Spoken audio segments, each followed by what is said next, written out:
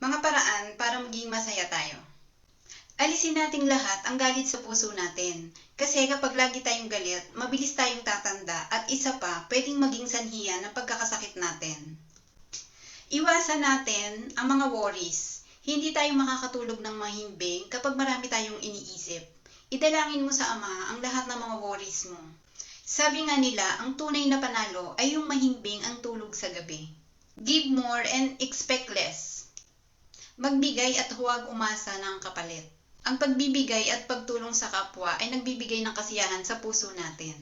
Hayaan na natin na ang Ama ang magbigay ng pagpapala sa atin.